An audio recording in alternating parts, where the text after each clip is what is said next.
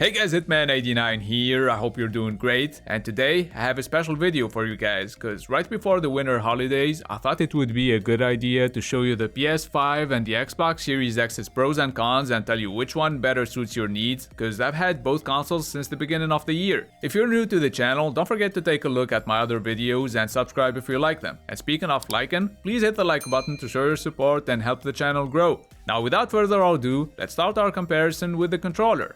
The DualSense has some interesting new features compared to the PS4 controller, starting with the haptic feedback, and that's way more than just rumbling or vibrations. They can amplify the immersion by making you feel certain terrains and impacts. The DualSense has also got adaptive triggers, so for example, if you use a bow, R2 and L2 get progressively tighter, and let's say you use a gun and it gets jammed, the trigger gets so hard it becomes almost impossible to pull. And honestly, sometimes I get so used to these features that I don't notice them that much anymore, but as soon as I play a game that doesn't support them, I feel right away that something is missing. Apart from the touchpad and speakers, which already existed on the PS4 controller, we now have an integrated mic and a mute button. The Series X controller has no innovation apart from the addition of a share button, plus it still requires AA batteries, which is an extra bit of money that you'll have to spend. I always use mine wired because I game way more often than my wife does, and I don't feel like buying rechargeable batteries just yet. Yeah, I'm a cheap fuck, I know.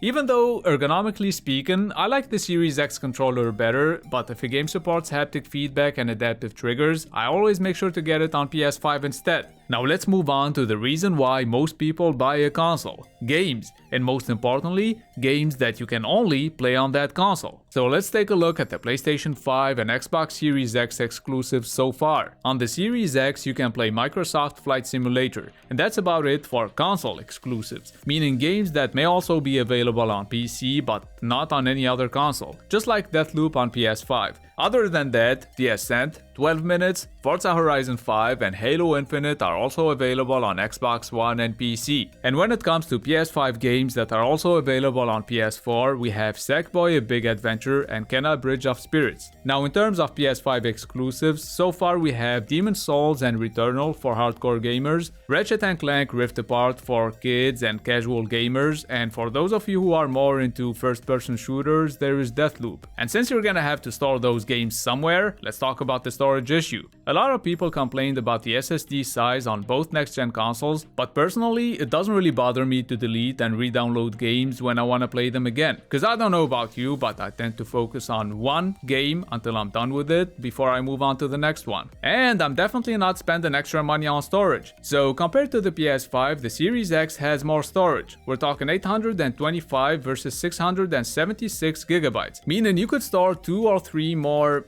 big games on the Series X. Both consoles are good and they have a lot in common, but what sets them apart? Earlier we talked about the PS5's DualSense controller, but on the Series X there's an awesome feature called Quick Resume, which not only allows you to run multiple games at once and switch between them whenever you want, but even when you turn off your Xbox and turn it back on, you find your games exactly where you left them. And when you use your PS5 after experiencing Quick Resume, I can assure you that having to close a game before you can run another one is gonna feel so weird. There's also Game Pass, which is available on PC, mobile, Xbox One, and on the Series X as well. So for the price of 2 games a year, you get tons of games and a lot of day one titles too, which is just amazing, and it'll be even better next year with more AAA exclusives to come. Sony tried to compete a little bit by adding a new game to PS Plus every now and then instead of always giving away old games, but it's still far from being as good as Xbox Game Pass. Last but not least, with Smart Delivery, whenever you download the game on Series X, it's always the Series X version that installs automatically, which might sound normal to you, and I agree, it should be.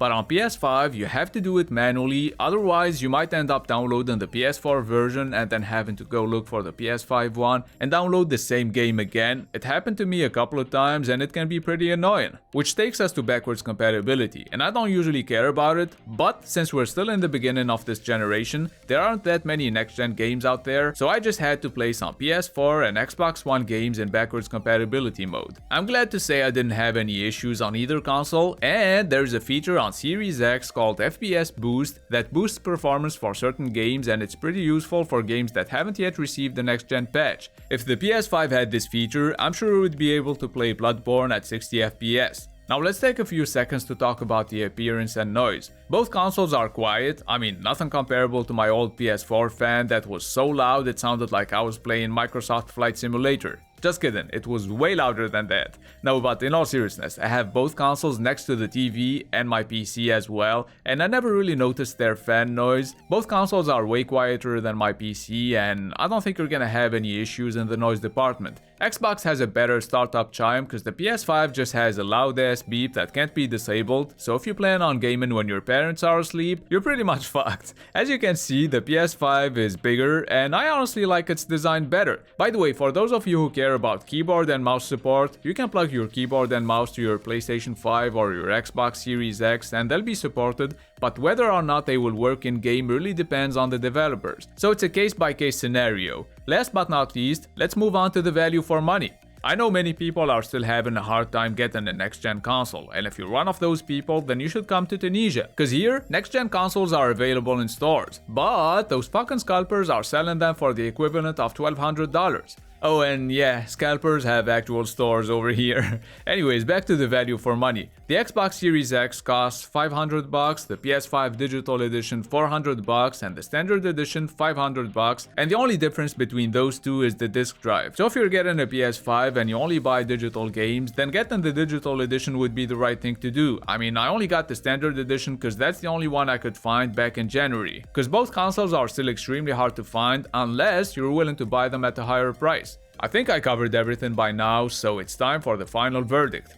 The Series X has better hardware, apart from the controller, and way more features than the PS5. But the PS5 has more and better exclusive games. So if you have the money, then I honestly recommend you get both consoles like I did, because you don't want to miss out on anything. But for now, and since this video is about which console is better in 2021, and if I had to only keep one, I'd pick the PS5 for its exclusives and DualSense controller. But if none of the PlayStation 5's exclusives seem interesting to you and you'd rather get some quality of life features instead, then get the Series X. That being said, next year it really looks like Xbox are gonna step their game up in terms of exclusives, so things might change. We'll see. And that's gonna be it for this comparison video. I hope you found it helpful. If there are any questions that I haven't answered in this video, feel free to post them in the comments down below and I'll do my best to reply to everyone. But first, let me ask you a question. Which console is better for you and why? Regardless of the one you pick, I hope you enjoy it because at the end of the day, that's what really matters. By the way, if I were to start streaming once a week here on YouTube, would you watch that? Your opinion matters to me, so please let me know. Oh, and I'd really appreciate it if you could beat the shit out of the like button and subscribe if you're new to the channel. It's been Hitman89. See you guys very soon.